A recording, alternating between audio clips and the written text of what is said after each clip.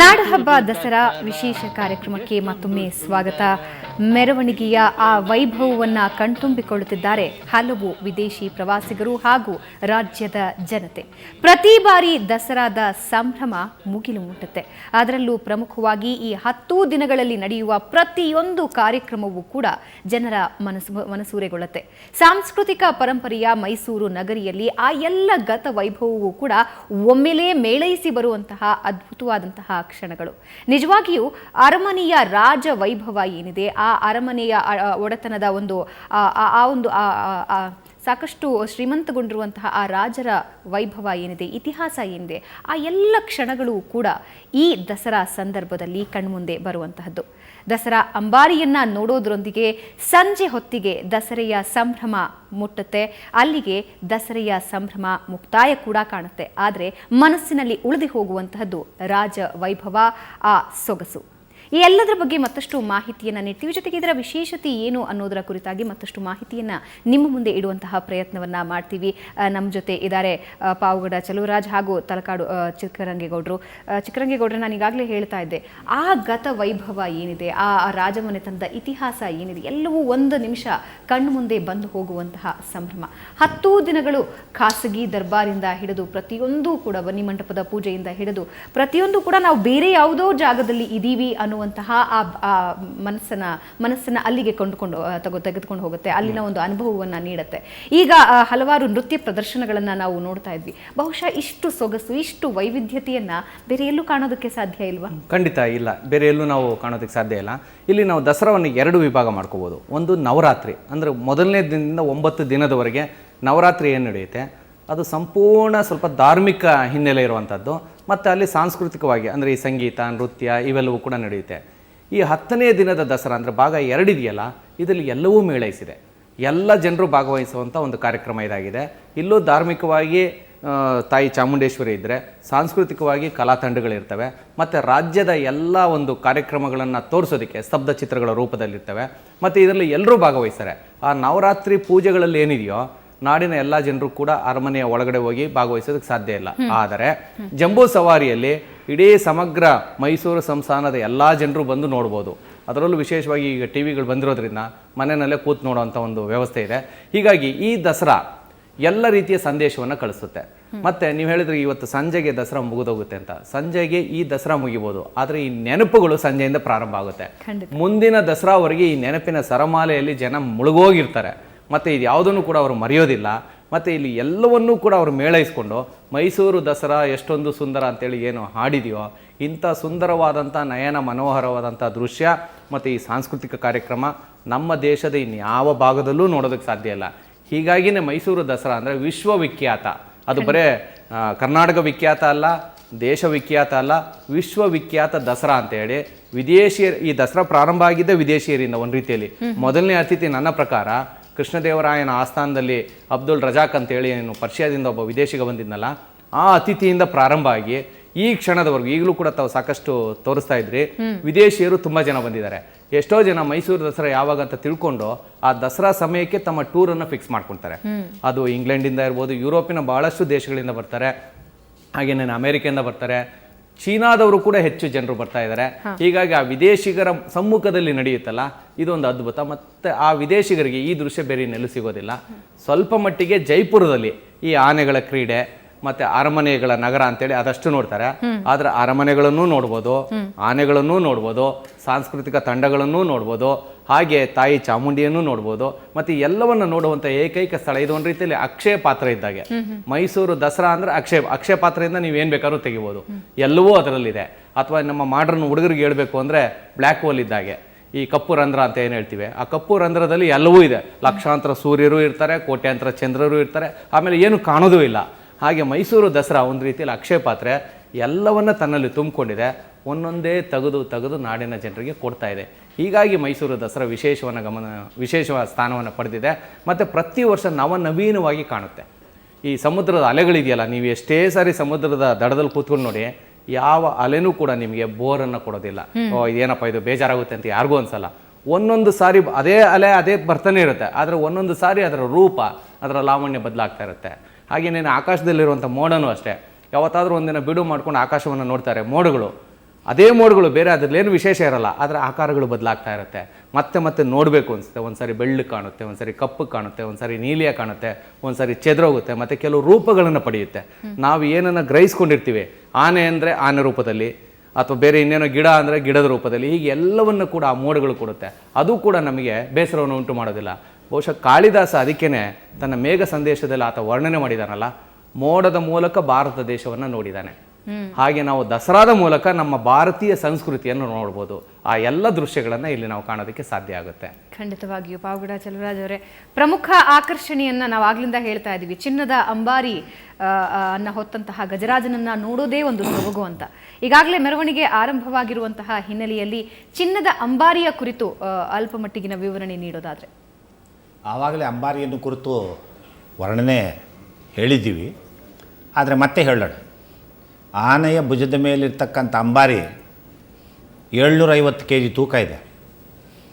ಅದರ ಒಳಗಿರ್ತಕ್ಕಂಥ ಚಾಮುಂಡೇಶ್ವರಿ ವಿಗ್ರಹ ಒಂದು 25 kg ತೂಕ ಇದೆ. ಮತ್ತು ಆನೆಯ ಬೆನ್ನಿನ ಮೇಲೆ ಹಾಕಿರ್ತಕ್ಕಂಥ ಆ ಹಾಸಿಗೆ ಒಂದು 100 kg ತೂಕ ಇದೆ. ಇವುಗಳನ್ನೆಲ್ಲ ಕಟ್ಟೋದಕ್ಕೆ ಬಳಸಿರ್ತಕ್ಕಂಥ ಹಗ್ಗಗಳು ಒಂದು 50 kg ತೂಕ ಇದೆ. ಒಟ್ಟು ಸರಾಸರಿ 1000 kgಗಳಷ್ಟು ತೂಕ ಇರತಕ್ಕಂಥದ್ದು ಅಂಬಾರಿ ಮತ್ತು ಹಾಸಿಗೆ. ಇದನ್ನು ಹೊರತಕ್ಕಂಥ ಆನೆ ಎಷ್ಟು ಬಲಿಷ್ಠವಾಗಿರಬೇಕು ಅನ್ನೋದನ್ನು ಯೋಚನೆ ಮಾಡಿ. 5.5 ಕಿಲೋಮೀಟರ್ ದೂರ ಆನೆ ಈ ಅಂಬಾರಿಯನ್ನು ಹೊತ್ತುಕೊಂಡು ಹೋಗಿ ಸರಾಗವಾಗಿ ಮತ್ತೆ ವಾಪಸ್ ಬರ್ತಕ್ಕಂಥದ್ದು ಅಂದರೆ ಅದು ಊಹೆಗೂ ನೆಲಕದೇ ಇರತಕ್ಕಂಥ ಒಂದು ಕೆಲಸ. ಇದಕ್ಕಾಗಿ ಬೇಕಾಗಿರ್ತಕ್ಕಂಥ ತಾಲೀಮ್, ಆ ಆನೆಗೆ ಬೇಕಾದಷ್ಟು ತಾಲೀಮನ್ನು ಕೊಟ್ಟಿರ್ತಾರೆ.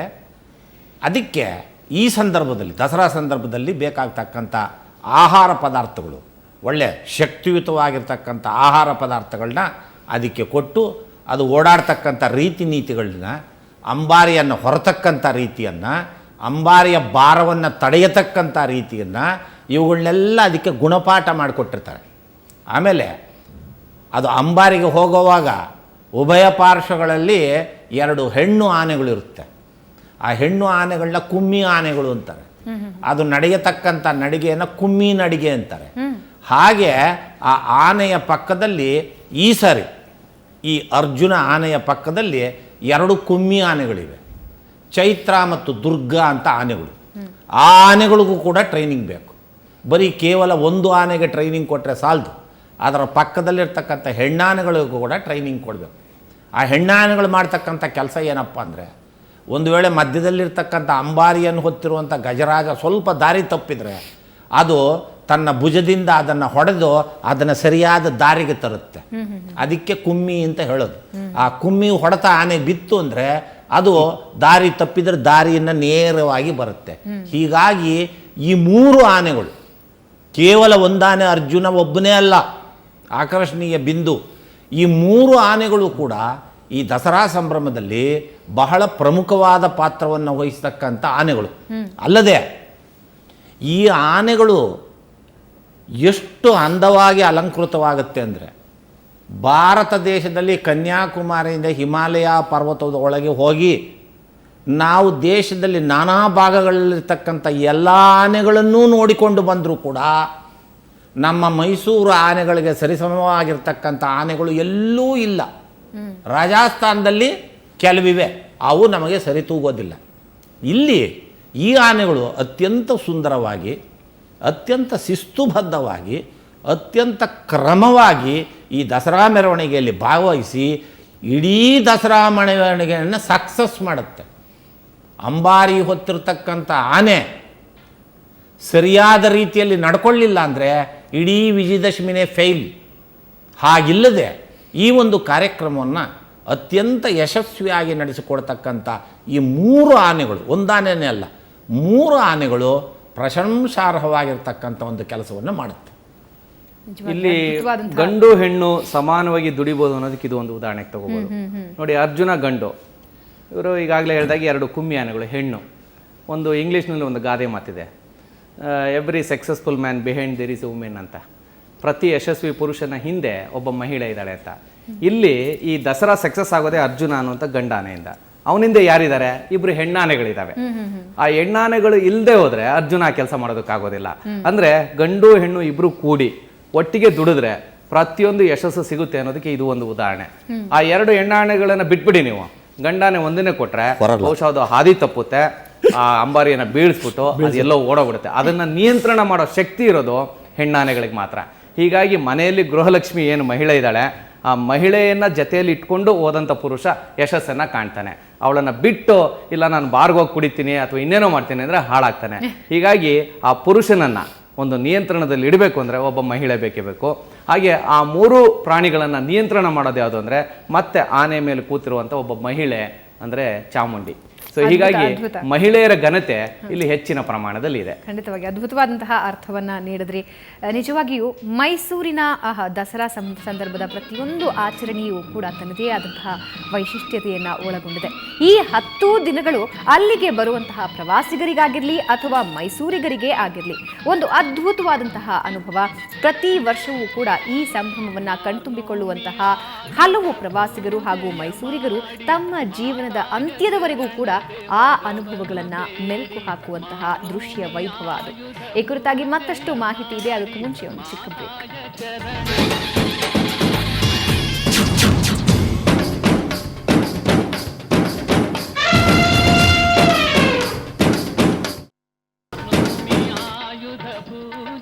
ನಾಡಹಬ್ಬ ದಸರಾ ವಿಶೇಷ ಕಾರ್ಯಕ್ರಮಕ್ಕೆ ಮತ್ತೊಮ್ಮೆ ಸ್ವಾಗತ. ಇನ್ನೇನು ದಸರಾ ಜಂಬೂ ಸವಾರಿ ಹೊರಡಲಿದೆ, ಕ್ಷಣಗಣನೆ ಆರಂಭ ಆಗಿದೆ. ಈಗಾಗಲೇ ದೃಶ್ಯಗಳಲ್ಲಿ ನೀವು ನೋಡ್ತಾ ಇದ್ದೀರಾ, ಜಂಬೂ ಸವಾರಿ ಹೊರಟಿದೆ.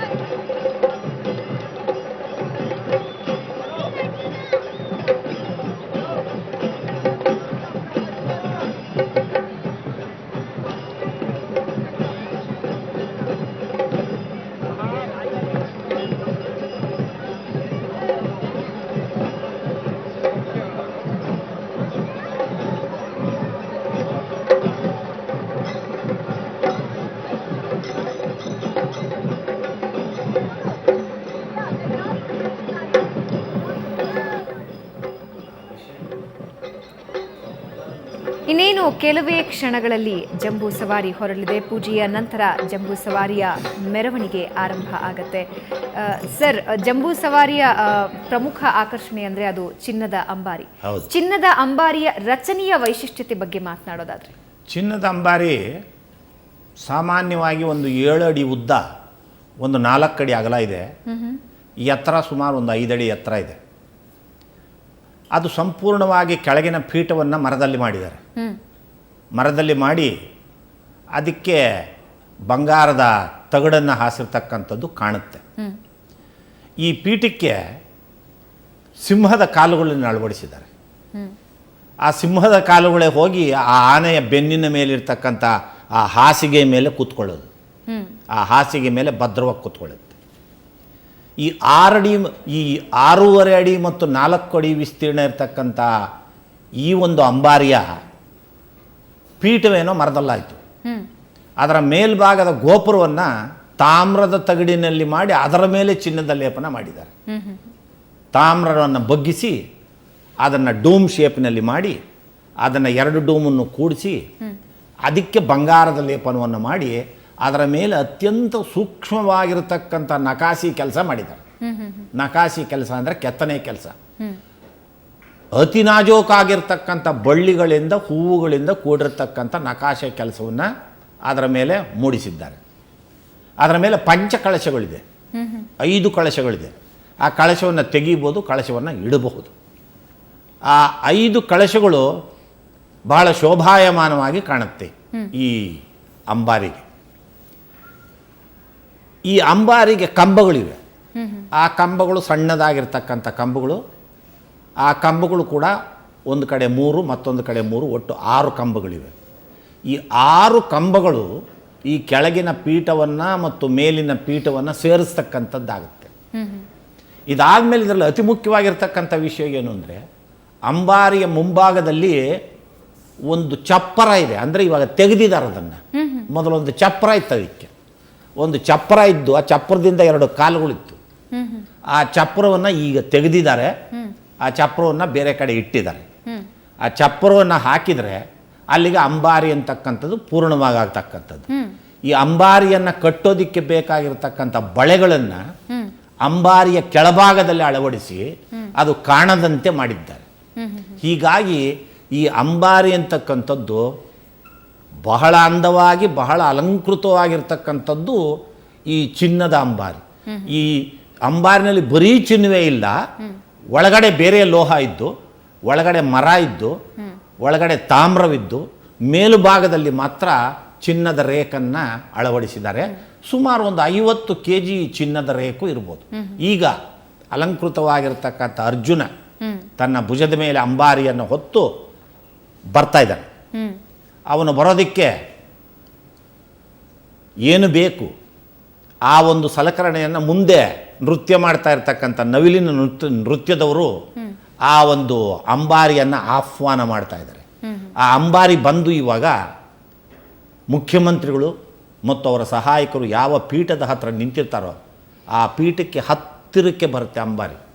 ಆಗ ಪುಷ್ಪಗಳ ಸಮರ್ಪಣೆ ನಡೆಯುತ್ತೆ. ಹಾಗೆ ಪುಷ್ಪಗಳ ಸಮರ್ಪಣೆ ಆದಮೇಲೆ ಆ ಅಂಬಾರಿ ವಿಜಯದಶಮಿ ಕಡೆ, ಅಂದರೆ ಜಂಬೂ ಸವಾರಿಯ ಕಡೆ ಅಂಬಾರಿ ಸಾವಧಾನವಾಗಿ ತನ್ನ ಸಹಪಾಠಿಯರ ಜೊತೆಯಲ್ಲಿ ಹೊರಡುತ್ತೆ. ಅದ್ಭುತವಾದಂತಹ ವಿವರಣೆಯನ್ನು ನೀಡಿದ್ರಿ ಸರ್. ಯಾವ ರೀತಿ ರಚಿಸಲಾಗಿದೆ, ಅಂದರೆ ಯಾವ ರೀತಿ ಸೂಕ್ಷ್ಮ ಕೆತ್ತನೆಗಳ ಮೂಲಕ ಈ ಒಂದು ಚಿನ್ನದ ಅಂಬಾರಿಯನ್ನು ಕೆತ್ತಲಾಗಿದೆ ಅನ್ನೋದರ ಕುರಿತಾಗಿ ಸರ್ ಹೇಳಿದ್ರು. ಆದರೆ ಭಾವನಾತ್ಮಕವಾಗಿ ಮಾತನಾಡೋದಾದರೆ ಯಾವ ರೀತಿ ಮೈಸೂರಿಗರು ಅಥವಾ ರಾಜ್ಯದ ಜನತೆಯ ಮನಸ್ಸಿನಲ್ಲಿ ಚಿನ್ನದ ಅಂಬಾರಿ ಇದೆ, ಚಿನ್ನದ ಅಂಬಾರಿ ಅಂತ ನೆನೆಸ್ಕೊಂಡ ತಕ್ಷಣ ಅವರ ಮನಸ್ಸಿನ ಭಾವನೆಗಳ ಬಗ್ಗೆ ಮಾತನಾಡೋದಾದ್ರೆ? ಅಲ್ಲ, ಚಿನ್ನದ ಅಂಬಾರಿ ಅಂತ ಹೇಳಿದ್ರೆ ಭಾವನೆಗಳು ಚಿನ್ನದ ಭಾವನೆಗಳೇ ಖಂಡಿತವಾಗಿ. ಯಾಕೆಂದರೆ ಆ ಚಿನ್ನಕ್ಕೆ ಎಷ್ಟು ಬೆಲೆ ಇದೆಯೋ ಭಾವನೆಗೂ ಅಷ್ಟೇ ಬೆಲೆ ಇದೆ. ಮತ್ತು ಇಲ್ಲಿ ವಿಶೇಷ ಏನಂದರೆ ಚಿನ್ನದ ಸಿಂಹಾಸನ, ಚಿನ್ನದ ಅಂಬಾರಿ. ಚಿನ್ನದ ಸಿಂಹಾಸನದಲ್ಲಿ ನಾವು ವಿವಿಧ ಕೆತ್ತನೆಗಳನ್ನು ನೋಡ್ತೇವೆ, ಮತ್ತು ಅಲ್ಲಿ ಕೆಲವು ಪಕ್ಷಿಗಳ ಆಕೃತಿಗಳನ್ನು ನೋಡ್ತೇವೆ, ಮತ್ತು ಅಲ್ಲಿ ಕೆಲವೊಂದು ಶಾಸನಗಳು ಕೂಡ ಅಲ್ಲಿ ಲಭ್ಯ ಆಗುತ್ತೆ. ಆದರೆ ಅಂಬಾರಿಯಲ್ಲಿ ಯಾವೂ ಕೂಡ ಕಾಣೋದಿಲ್ಲ. ಅದೇನಿದ್ರು ಒಂದು ಚಿನ್ನದ ಅಂಬಾರಿ ಅಂತ ಹೇಳಿ ಕರಿತೇವೆ. ಮತ್ತು ಎಲ್ಲರೂ ಸಾಮಾನ್ಯ ಜನ ಏನು ತಿಳ್ಕೊಂಡಿದ್ದಾರೆ, ಚಿನ್ನದ ಅಂಬಾರಿ ಅಂತ ಹೇಳಿದ್ರೆ ಇದೊಂದು 500 kg ಭಾರ ಇದೆ, ಅಷ್ಟು ಚಿನ್ನ ಅನ್ನುವಂಥ ಒಂದು ತಪ್ಪು ಕಲ್ಪನೆಯಲ್ಲಿದ್ದಾರೆ. ಅದಷ್ಟು ಚಿನ್ನ ಅಲ್ಲ, ಸಂಪೂರ್ಣ ಅದನ್ನೆಲ್ಲ ಮರದಲ್ಲಿ ಮಾಡಿರ್ತಾರೆ, ಮೇಲೆ ಚಿನ್ನದ ರೇಖು ತಗಡನ್ನು ಹೊತ್ತಿರ್ತಾರೆ. ಹೀಗಾಗಿ ಚಿನ್ನದ ಅಂಬಾರಿ ಅದಿಲ್ಲದೇನೆ ದಸರಾ ಕೂಡ ನಡೆಯೋದಿಲ್ಲ. ಎಸ್, ಖಂಡಿತವಾಗಿಯೂ ಈ ಕುರಿತಾಗಿ ನಿಮ್ಮ ಜೊತೆ ಮತ್ತಷ್ಟು ಚರ್ಚೆಯನ್ನು ಮುಂದುವರಿಸ್ತೀವಿ. ಚಿನ್ನದ ಅಂಬಾರಿ ಅಂದ ತಕ್ಷಣ ಒಂದು ದೈವಿ ಭಾವ, ಜೊತೆಗೆ ನಮ್ಮ ಸಂಸ್ಕೃತಿ, ನಮ್ಮ ಪರಂಪರೆಯನ್ನು ಬಿಂಬಿಸುವ ಪ್ರತೀಕ ಅಂತ ರಾಜ್ಯದ ಜನರ ಮನಸ್ಸಿನಲ್ಲಿ ಚಿನ್ನದ ಅಂಬಾರಿಯ ಕುರಿತಾಗಿ ಎಂದೆಂದಿಗೂ ಕೂಡ ಒಂದು ರೀತಿಯಾದಂತಹ ಅದ್ಭುತವಾದಂತಹ ಅಷ್ಟೇ ಭಕ್ತಿಪೂರ್ವಕ ಅಭಿಪ್ರಾಯ ಇರುತ್ತೆ. ಚಿನ್ನದ ಅಂಬಾರಿಯನ್ನು ಹೊತ್ತಂತಹ ಅರ್ಜುನ ಈಗಾಗಲೇ ಹೊರಟಿದ್ದಾನೆ. ಇನ್ನು ಕೆಲವೇ ಹೊತ್ತಿನಲ್ಲಿ ಜಂಬೂ ಸವಾರಿ ಆರಂಭ ಆಗುತ್ತೆ. ಅದರ ಬಗ್ಗೆ ನೋಡೋಣ. ಅದಕ್ಕೂ ಮುಂಚೆ ಒಂದು ಚಿಕ್ಕ ಬ್ರೇಕ್.